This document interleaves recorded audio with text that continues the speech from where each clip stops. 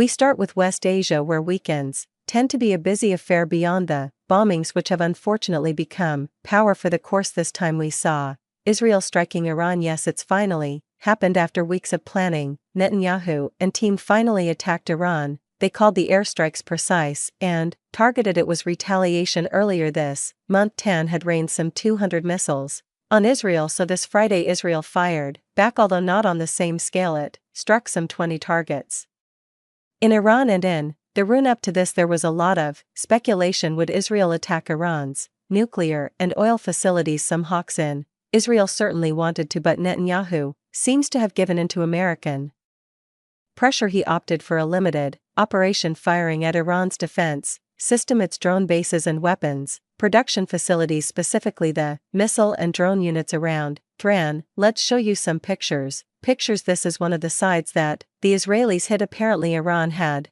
built this to test nuclear weapons. The IDE have attacked it with jets and drones, and Netanyahu says mission accomplished. He says Israel has achieved all of its goals.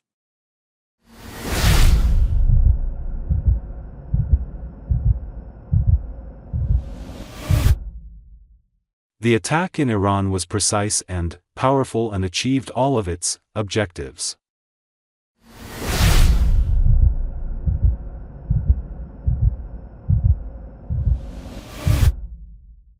For Iranian soldiers were killed in this attack, and Thean has vowed to avenge their death. Iran's president said they would give a quote-unquote appropriate response. At the same time, he said Iran does not want a war, and his statements have been measured and guarded. It's like both sides are going through the motions. Iran and Israel, they don't want to be seen as weak, but they want to avoid an escalation. Look at this report. It says that Israel gave a heads up to Iran before the strikes. It sent several messages to Thean which were delivered by intermediaries. Through these messages, Israel told Iran that it was planning to strike. It also outlined the targets and shared details like which sides will come under attack and which ones will be avoided.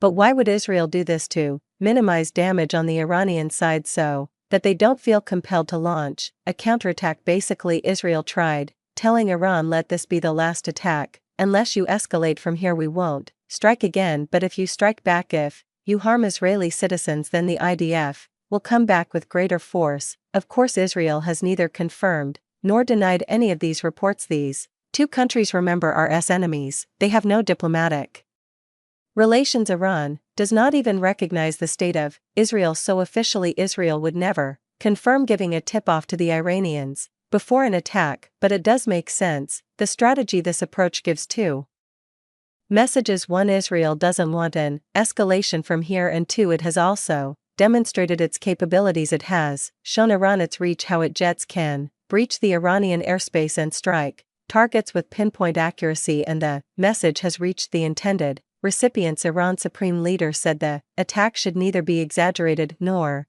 downplayed. More importantly, he did not call for retaliation.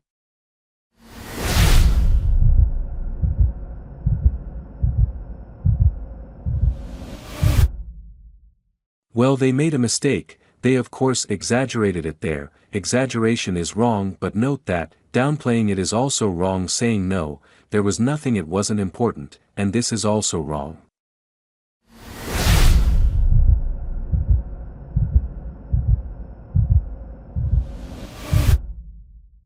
So just the standard rhetoric from Tehran. From the looks of it, this may not escalate, and even if it did, it would not be the biggest challenge on Netanyahu's list. He's under immense pressure at home. His allies want him to take a ceasefire deal. Now, so far the Israeli Prime Minister has ignored such calls, but it's getting harder by the day, given that his own defense minister is now challenging him. We are talking about Yoav Gallant. He has written a letter to Prime Minister Netanyahu criticizing the war. He says Israel's war efforts have become aimless. We have a copy and a quote from that letter. This is what it says: significant developments in the war, especially Israel and Iran trading direct blows, raised the necessity of holding a discussion and updating the war's goals with a comprehensive look.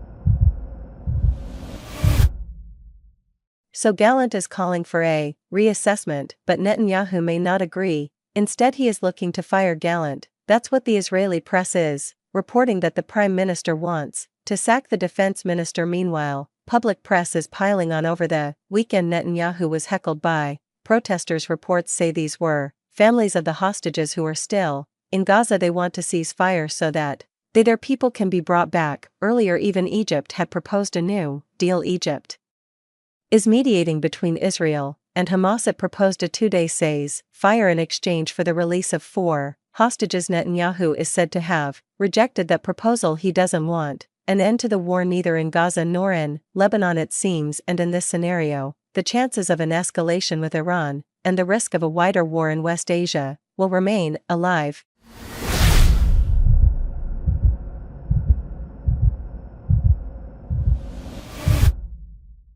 Thanks for watching this video.